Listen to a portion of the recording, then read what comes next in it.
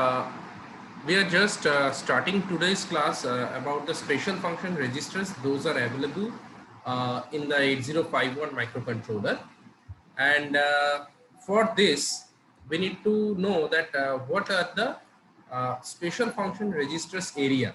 So as far as we know, as of now, that there are three positions, three memory locations are allocated in the internal RAM area for register banks. One is for register banks, another is for the bit addressable area, and another is for the special function registers. Okay, so this special function registers is having some special usage or special applications. Okay, so with this, there are a number of special function registers. We are coming to that, and these special function registers are the areas of the memory that control specific functionality of the 8051 microcontroller. Just like if we want to control a timer operation. Okay, so by using this SFR, we can clearly control the uh, timer or counter operation. Okay, and these special function registers are also used for the timing. The serial communication, control and access timers, configure the interrupts, and power control system. We will come to that. The power control system, that that there are in the laptops. You will find there are two options in the power section, that is sleep. Not exactly two, there is three options. One is sleep, one is hibernate, and another is shutdown.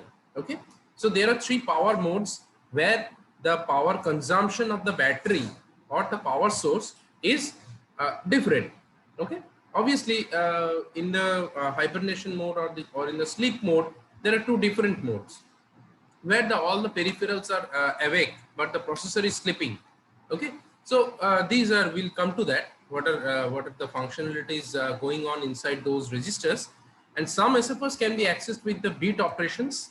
Okay, and we will see that how to remember those bit addressable function registers, special function registers. Okay, so I'm just going to just this one, just look into it, that there are special function registers. Here only 4 is given. In the upcoming slides, all of them will be covered. First is the serial control. As you know, there are serial control buses uh, for the transmission and reception of data. Obviously, there is in 8051 parallel communication cannot be done. It will be serial communication. So if we want to, just look into the another one. Is this visible? My another login is there.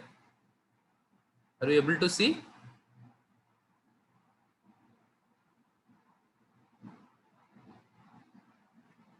Look, a white page is there.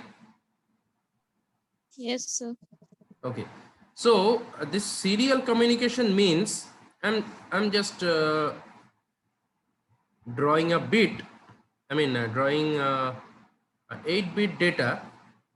Suppose this is the data xxxx yy. Okay, just let me get closer to it so that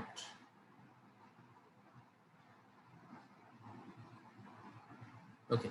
So in the parallel communication, what is done, all the bits will be transmitted or received, whatever, parallelly.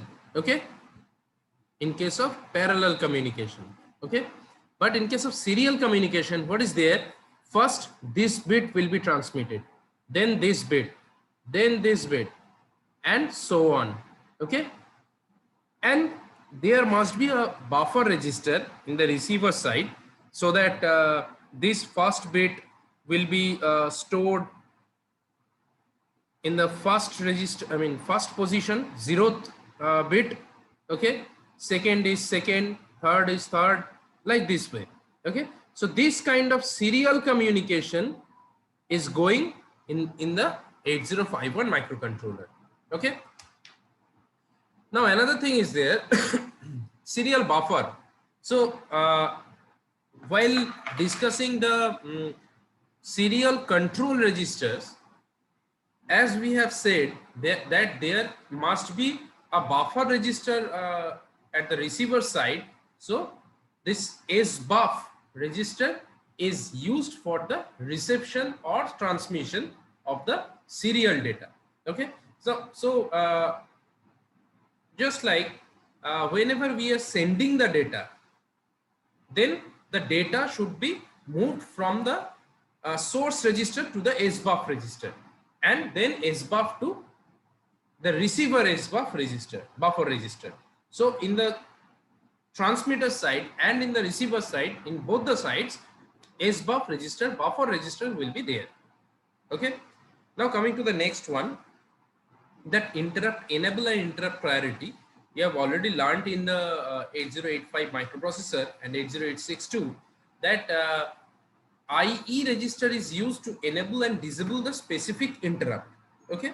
So there are some interrupts, you know, there are total of 5 interrupts present in the 8051 microcontroller.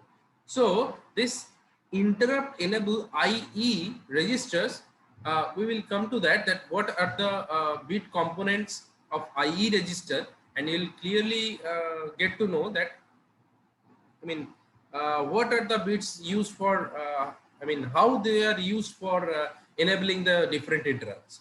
Okay. And interrupt priority, as we know that in the 8085 microprocessor, there was some RST 7.5, RST 6.5, RST 5.5. There are some interrupts are there, were there. And along with this, there is another very important, that is the maximum priority interrupt, that is trap. Okay. But here there is no such thing is there, but you can set the priority of the interrupts by using this interrupt priority register. Okay. So any questions on these 4 registers?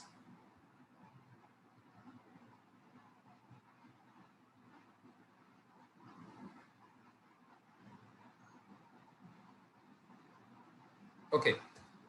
So I'm moving forward.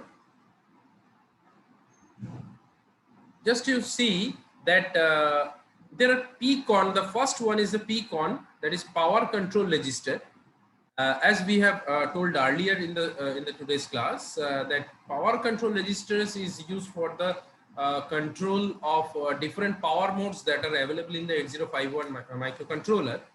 And timer control, you know that there are 2 timers present in the 8051, timer 1 and timer 0, and these timers can also be used as the counter operation.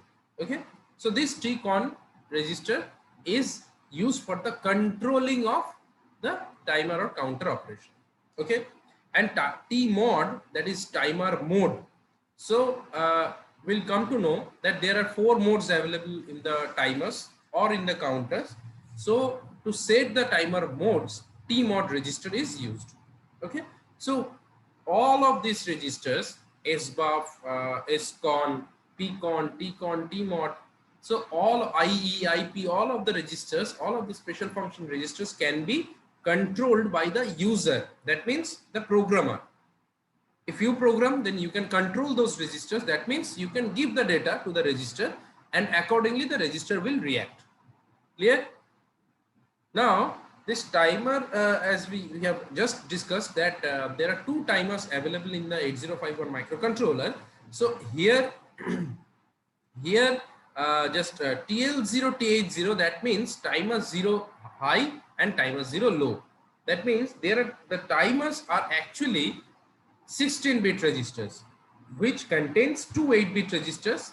Okay. That is TL0 and TL1. Sorry, TL0 and TH0, and the timer, this will be timer 1. Just, this is wrong. This will be timer 1. Okay. This will be timer 1. So this TL1 and 1 that together forms the timer 1 register. Okay, any questions?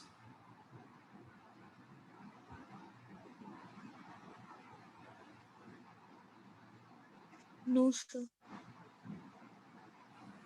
Okay, so I'm going forward. There are some internal RAM addresses available in the special function registers. So these internal RAM address includes particularly we are going to a simpler diagram. Just look into it. So just we can remember that 00 to 1F, 00H to 1FH, there was 4 register banks. Okay, and 20 to 2F, there are bit addressable registers. Okay, so from 80 to FF, there are special function registers. Okay, so this 80 to FF, just you can see that the first column, this is the first column. I'm just pointing it out. Just a minute.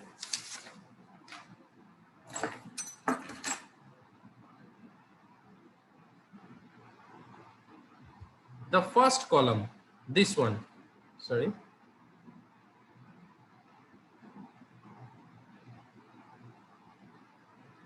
So this is the first column. Okay, so this first column actually indicates that what are the registers are that are bit addressable, so you can access bit by bit. Okay, but other than this this SBUF, TMOD, stack pointer, timer 0 and timer 1, data pointer and power control registers cannot be accessed by bit. Okay, so what is the meaning of this? That means suppose this is the register. Just look into the copy. Suppose this is suppose PSW register. Okay, so this PSW register, we if we can remember, there are 8 bits available in the PSW register, but uh, we can just set or reset a particular bit on this register. For this, we need not to, it is not necessary to load the value of other bit positions. Okay, I'm just sharing one example. Just a minute.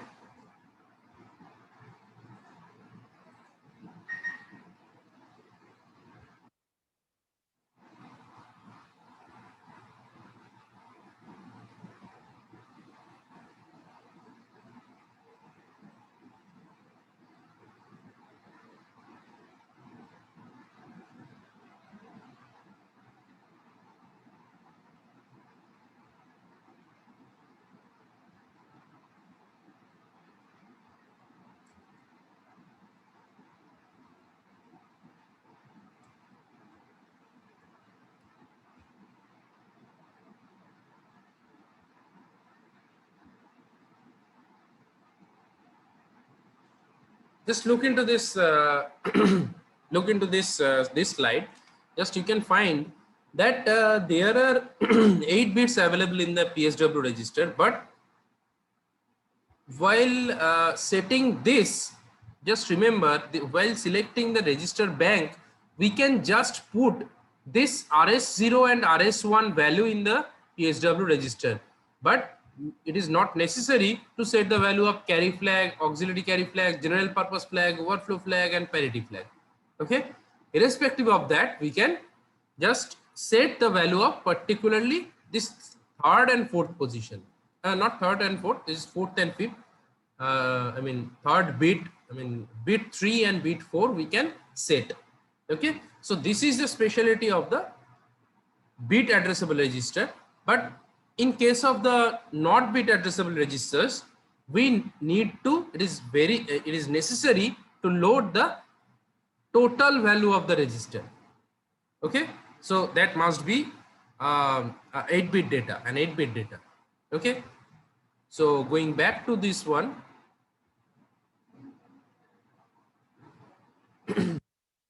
so Just a minute.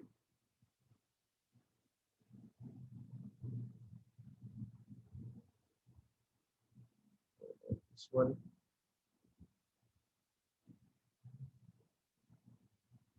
Yeah.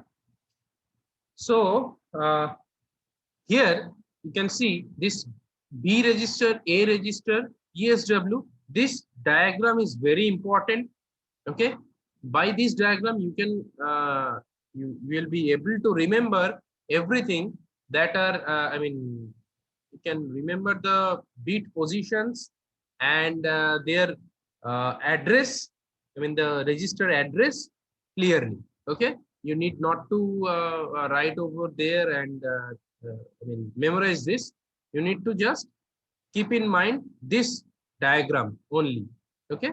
You will not get this diagram in your textbooks. Okay. Okay. So I'm going forward. So another figure. This is a bit complex figure. That was the earlier one was the easier one. So coming to the stack and stack pointer, that the stack is used to store the data temporarily during any program execution. Okay. Now whenever you are going to execute some program, it is necessary, just remember the call and jump operation in 8085. So call operation, what is the big, I mean backend operation going on uh, while executing the call instruction. That is, there are some program that has been stored in a particular memory location. Okay. So while executing the call operation, call instruction, then from the particular memory location, it comes into the stack. That program is executed. Okay. And that after the execution of the program, the main program will be executed. Okay. So that particular call program is going back to the memory location. This is the operation going in the back end. Okay. And this stack pointer is the 8-bit register. Okay. And the operation will be like this. We'll come to that. When the data is inserted onto the top of the stack, then what will be done? That stack value will be incremented by 1, then store the data. Okay. Now, in relation to this, just remember that after the reset, the value of the stack pointer will be set to 07H, not 00H. All of the registers will be set to 00H except stack pointer. Okay. Just in the next point, we will be knowing this. So when data is placed on the stack pointer increments before storing the data on the stack. Similarly, when popping out the data, first the data will be popped out and then the stack pointer value will be decremented. Okay. Now the stack operation is used for push, pop, call, return instruction. We'll come to that. Okay. So we'll just going to the next one. So there are some any questions on this you can ask.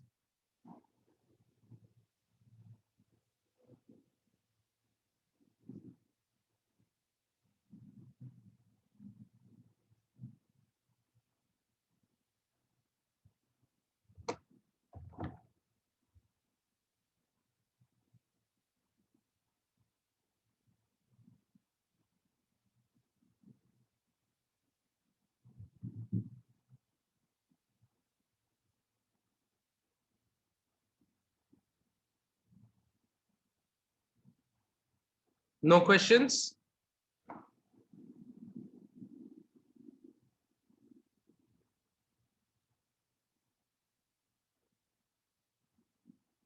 What will be there in the today's class?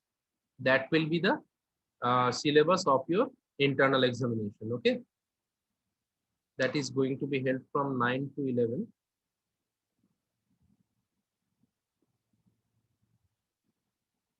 Okay, no questions. So I'm going forward.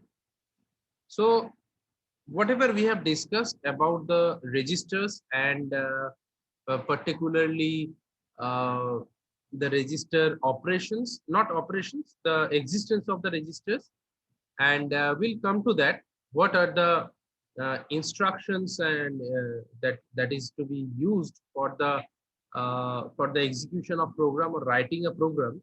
Okay, that moving data instructions. So firstly, we will just classify what are the instruction set of 8051, how they can be classified. So as in the earlier class, I mean in the first or second class, we have discussed that microcontroller is the reduced instruction set computer. Why? Because it has the less number of instructions to be executed. Clear?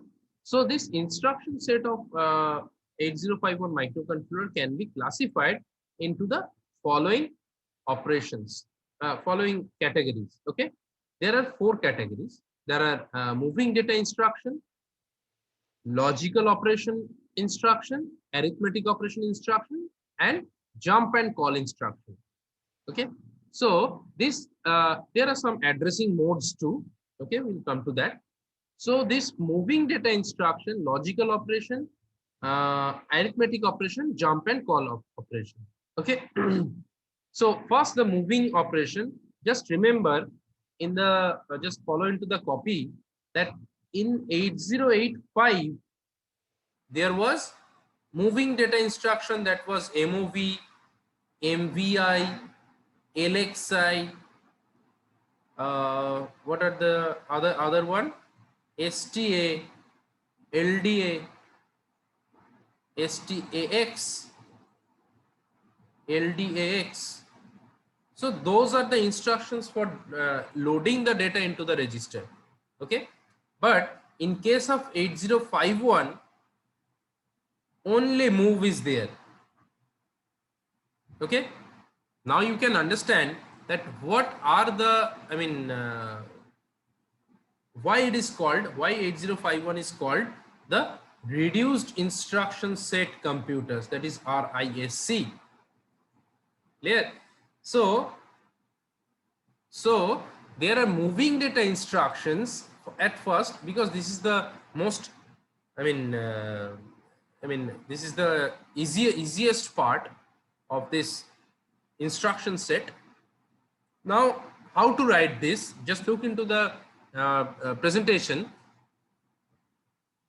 So move destination comma source. Okay, move is the instruction and this is the destination where the data is to be transferred or copied or to be moved, and the source from where the data to be moved. Okay, so and the second one, how to write that? Push source or pop destination. That means push source, that means push from where the data is to be stored to the onto the top of the stack, and pop destination means when the with this the destination address denotes to where the top of the stack the data is there, and the data is to be popped out and stored into the destination. Okay, and XCH destination source, that means exchange the value of the content of the destination register or destination memory location to the source register, source memory location. Clear? So as we will come to that, push, pop, exchange, move, everything will be discussed in detail. So there are 4 addressing modes that are used to access the data. So intermediate addressing mode, register addressing mode, direct addressing mode, and indirect addressing mode. Okay, there are 4 addressing modes that are available in the 8051 microcontroller. So on these addressing modes, we will see that what are the instructions that are to be used for these addressing modes.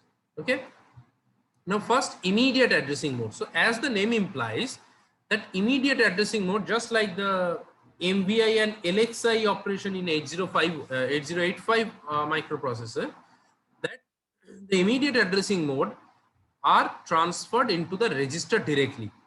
Okay, so here the move instruction, just look into this, move a comma hash n, that means copy the immediate data byte N to the A register.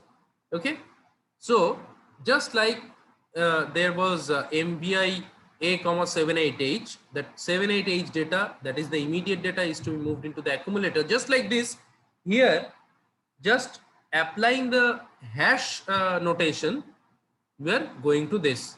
So for example, you can see this move A comma hash 0A0H, that means the A register will be loaded by A0H data. That is the immediate data. Okay. Similarly, in case of the registers that are available in the register banks, so RR means the R0 to R7 any register in the register banks. Okay, so here just see that move R0 comma 0A0H. As we know that this A register and the R0 register both are 8-bit registers. Okay, so this 8-bit registers, this R0 register will be loaded by A0H, clear, by executing this instruction. Okay, so, and the last instruction, you know that the data pointer is nothing but the not only, there are two 16-bit registers. So one of them are data pointer 16-bit register. So this 16-bit register is to be loaded by the 16-bit immediate data.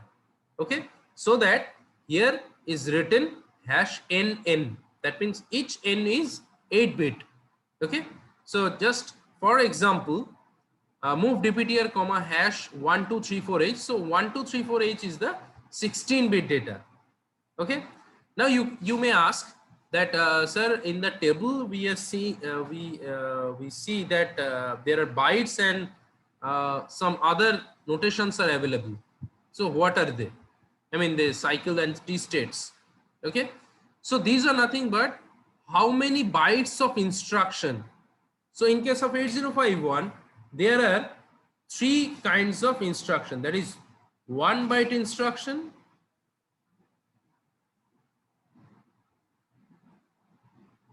and there is 2 byte instruction, and there is 3 byte instruction. Now how to understand that what are the single byte, double byte and triple byte? How to understand? Anyone can tell?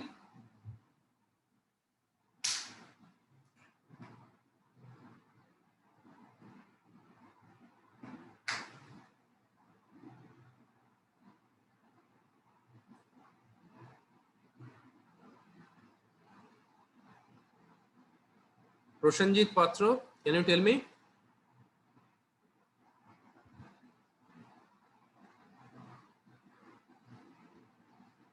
Roshanjit is not there, I think. Yes, sir. So why are not responding?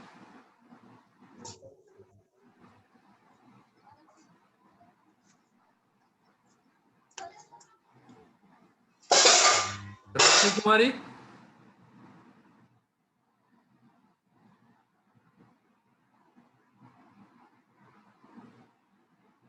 Rashmi is not there. Yes, Rashmi is not there. So I'm removing her.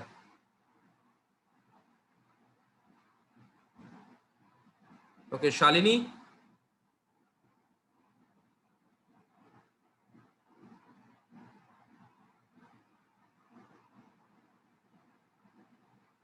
Shalini is not also there, I think.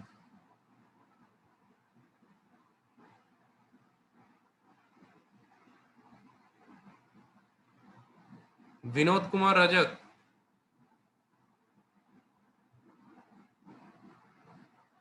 Yes, sir. So do you have any Yes, sir. idea regarding this 1 byte, 2 byte and 3 byte instruction?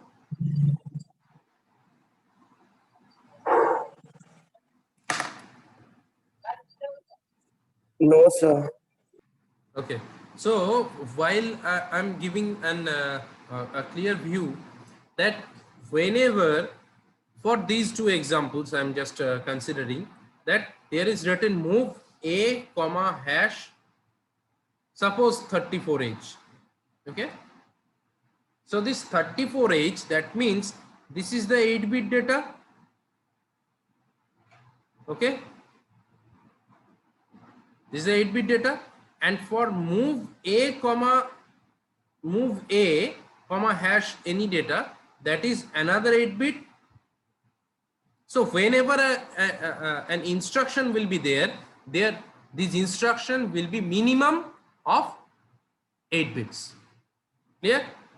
So along with this, if any 8-bit data is there, there will be 8-bit plus 8-bit, that will be 16-bit. That means 2 bytes.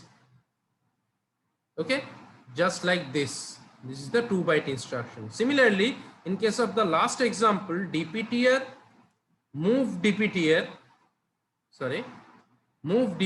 comma hash 1234H. So this 1234H is itself a 16-bit data, and move dptr, that is another 8-bit. So this total is 24 bits. So 24 bits means what? 3 bytes. So this is the very easiest way to remember that what instruction to is how many bits, how many bytes instruction. Okay. So by this way, we can clearly find out that what are the instructions that are used for the execution of those particular programs. So for this 1 byte, 2 byte and 3 byte instruction, do you have any questions?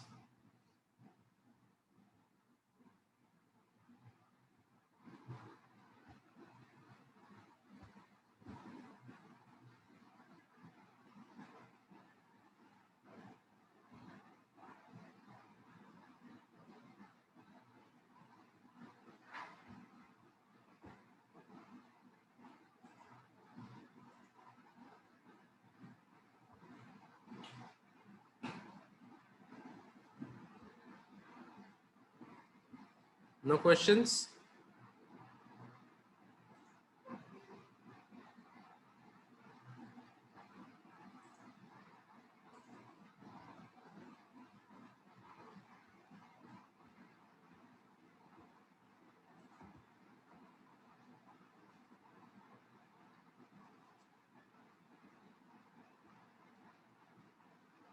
Just provide your attendance here.